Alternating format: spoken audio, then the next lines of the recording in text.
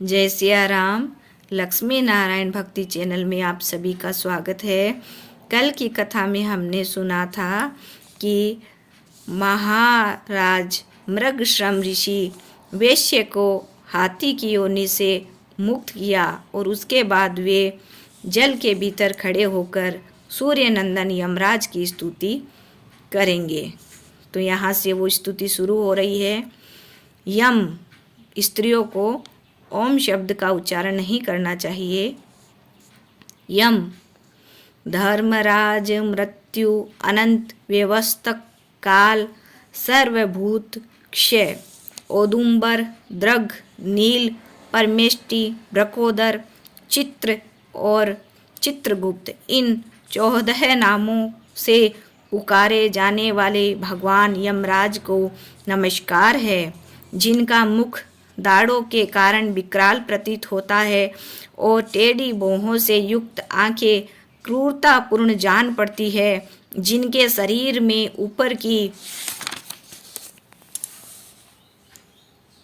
और उठे हुए बड़े बड़े रोम हैं तथा होठ भी बहुत लंबे दिखाई देते हैं। ऐसे आप यमराज को नमस्कार है। आपके अनेक भुजाएं हैं, अनंत नख है तथा कजलगिरी के समान काला शरीर और भयंकर रूप है। आपको नमस्कार है। भगवान, आपका वेश बड़ा भयानक है। आप पापियों को भय देते, काल दंड से धमकाते और सब प्रकार के अस्त्र शस्त्र धारण करते हैं। बहुत बड़ा भैंसा आपका वाहन है। आपके नेत्र दहकते हुए अंगारों के समान जान पड़ते हैं। आप महान हैं। मेरु पर्वत के समान आपका विशाल रूप है। आप लाल माला और वस्त्र धारण करते हैं। आपको नमस्कार है। कल्पांत के मेघों की भांति जिनकी गंभीर गर्जना और प्रलयकालीन वायु के समान प्रचंड वेग है, जो समुद्र को भी पी जाते और संपूर्ण जगत को ग्रास बना लेते, पर्वतों को भी चबा जाते और मुख में आग उगलते हैं, उन भगवान यमराज को नमस्कार है। भगवान अत्यंत घोर और अग्नि के समान तेजस्वी काल रूप मृत्यु तथा बहुत से रोग आपके पास सेवा में उपस्थित रहते हैं। आपको नमस्कार है। आप भयानक मारी और अत्यंत भयानक महामारी के साथ रहते हैं। पापिष्टों के लिए आपका ऐसा ही रूप है। आपको बारंबार नमस्कार है। वास्तव में तो आपका मुख खिले हुए कमल के समान प्रसन्नता से पूर्ण है। आपके नेत्रों में करुणा भरी है। आप पितृ स्वरूप है। आपको नमस्कार है। आपके केस अत्यंत कोमल है और नेत्र बोहे की रेखा से सुशोभित है। मुख के ऊपर मूछें बहुत सुंदर जान पड़ती है। पके हुए बिल्व फल के समान लाल ओठ आपकी शोभा बढ़ाते हैं। आप 2 भुजाओं से युक्त स्वर्ण के समान कांतिमान और सदा प्रसन्न रहने वाले हैं। आपको नमस्कार है। आप सब प्रकार के आभूषणों से विभूषित रक्तमय सिंहासन पर विराजमान, श्वेत माला और श्वेत वस्त्र धारण करने वाले तथा श्वेत छत्र से सुशोभित है। आपके दोनों ओर दिव्य नारियां खड़ी होकर हाथों में सुंदर चंवर लिए डुला रही है। आपको नमस्कार है। गले के रक्तमय हार से आप बड़े सुंदर जान पड़ते हैं। रत्नमय कुंडल आपके कानों की शोभा बढ़ाते हैं। आपके हार और भुजबंद भी रत्न के ही है तथा आपके किरीट में नाना प्रकार के रत्न जड़े हुए हैं। आपकी कृपा दृष्टि सीमा का अतिक्रमण कर जाती है। आप मित्र भाव से सबको देखते हैं। सब प्रकार की संपत्तियां आपको समृद्धशाली बनाती है। आप सौभाग्य के परम आश्रय है तथा धर्म और अधर्म के ज्ञान में निपुण सद आपकी उपासना करते हैं। आपको नमस्कार है। सैमनीपुरी की सभा में शुभ्र रूप वाले धर्म, शुभ लक्षण, सत्य, चंद्रमा के समान मनोहर रूपधारी, सम दूध के समान उज्ज्वल दम तथा वर्णाश्रम जनित विशुद्ध आचार आपके पास मूर्तिमान होकर सेवा में उपस्थित रहते हैं, आपको नमस्कार है। आप साधुओं पर सदा स्नेह रखते, वाणी से उनके प्राणों का संचार करते, वचनों से संतोष देते और गुणों से उन्हें सर्वस्व समर्पण करते हैं। सज्जन पुरुषों पर सदा संतुष्ट रहने वाले आप धर्मराज को बारंबार नमस्कार है, जो सबके काल होते हुए भी शुभ कर्म करने वाले पुरुषों पर कृपा करते हैं, जो पुण्य आत्माओं के परम हितैषी, सत्य पुरुषों के संगी, सैमनीपुरी के स्वामी, धर्मात्मा तथा धर्म का अनुष्ठान करने वालों के प्रिय है, उन धर्मराज को नमस्कार है।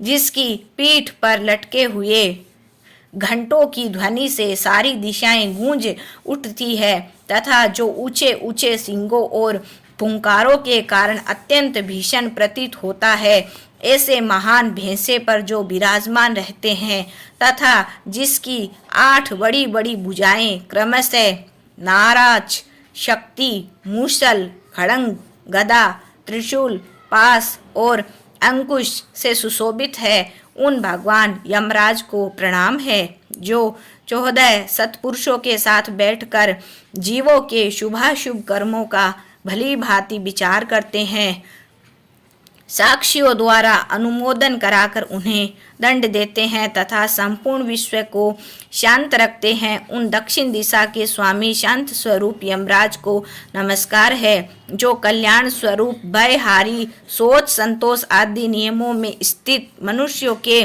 नेत्रों को प्रिय लगने वाले सावर्णी, स्नेश्वर और व्यवस्थ मनु, इन तीनों की माता के सौतेले पुत्र विवस्वान सूर्यदेव के आत्मज तथा सदाचारी मनुष्यों को वर देने वाले हैं, उन भगवान यम को नमस्कार है। भगवान जब आपके दूत पापी जीवों को दृढ़ता पूर्वक बांधकर आपके सामने उपस्थित करते हैं, तब आप उन्हें यह आदेश देते हैं कि इन पापियों को अनेक घोर नरकों में गिराकर छेद डालो, टुकड़े टुकड़े कर दो, जला दो, सुखा दो, पीस दो।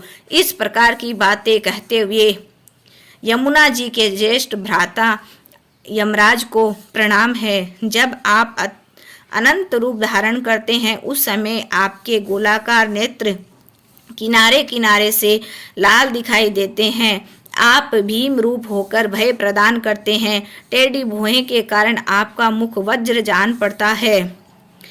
आपके शरीर का रंग उस समय नीला हो जाता है तथा आप अपने निर्दय दूतों के द्वारा शास्त्रोक्त नियमों का उल्लंघन करने वाले पापियों को खूब कड़ाई के साथ धमकाते हैं। आपको सर्वदा नमस्कार है, जिन्होंने 5 महायज्ञों का अनुष्ठान किया है तथा जो सदा ही अपने कर्मों के पालन में संलग्न रहते हैं। ऐसे लोगों को दूर से विमान पर आते देख आप दोनों हाथ जोड़े आगे बढ़कर उसका स्वागत करते हैं। आपके नेत्र कमल के समान विशाल है तथा आप माता संज्ञा के सुयोग्य पुत्र है। आपको मेरा प्रणाम है। जो संपूर्ण विश्व के उत्कृष्ट निर्मल विद्वान, जगत के पालक, ब्रह्मा, विष्णु तथा शिव के प्रिय, सबके शुभाशुभ कर्मों के उत्तम साक्षी तथा समस्त संसार को शरण देने वाले हैं, उन भगवान यम को नमस्कार है। वशिष्ठ जी कहते हैं, इसी प्रकार स्तुति करके मृगश्रंग ने उदारता और करुणा तथा दक्षिण दिशा के स्वामी भगवान यम का ध्यान करते हुए उन्हें साष्टांग प्रणाम किया। इससे भगवान यम को बड़ी प्रसन्नता हुई। वे महान तेजस्वी रूप धारण किए मुनि के सामने प्रकट हुए। उस समय उनका मुख कमल प्रसन्नता से खिल उठा और किरीट, हार, केयूर तथा मणिमय कुंडल धारण करने वाले और अनेक सेवक चारों ओर से उनकी सेवा में उपस्थित थे।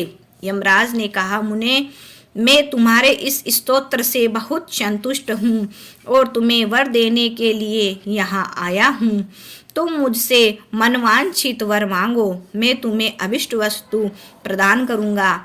उनकी बात सुनकर मुनीश्वर मृगश्रम उठकर खड़े हो गए। यमराज के सामने उपस्थित देख उन्हें बड़ा विस्मय हुआ। उनके नेत्र प्रसन्नता से खिल उठे। कृतांत को पाकर उन्होंने अपने को सफल मनोरथ समझा और हाथ जोड़कर कहा, भगवान, इन कन्याओं को प्राण दान दीजिए। मैं आपसे बारंबार यही याचना करता हूँ। मुनि का कथन सुनकर धर्मराज ने अदृश्य रूप से उन ब्राह्मण कन्याओं को उनके शरीर में भेज दिया। फिर तो सोकर उठे हुए की भांति वे कन्याएं उठ खड़ी हुई। अपनी बालिकाओं को सचेत देख माताओं को बड़ा हर्ष हुआ।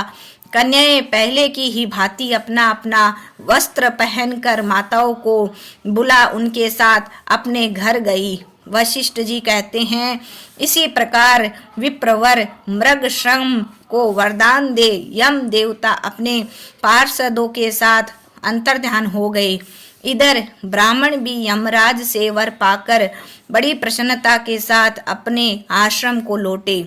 जो मानव प्रतिदिन यमराज की इस स्तुति का पाठ करेगा उसे कभी यम यातना नहीं भोगनी पड़ेगी। उसके ऊपर यमराज प्रसन्न होंगे। उसकी संतति का कभी ऐप मृत्यु से पराभव न होगा। उसे इस लोक और परलोक में भी लक्ष्मी की प्राप्ति होगी तथा उसे कभी रोगों का शिकार नहीं होना पड़ेगा। बोलिए श्री कृष्णचंद्र भगवान की जय।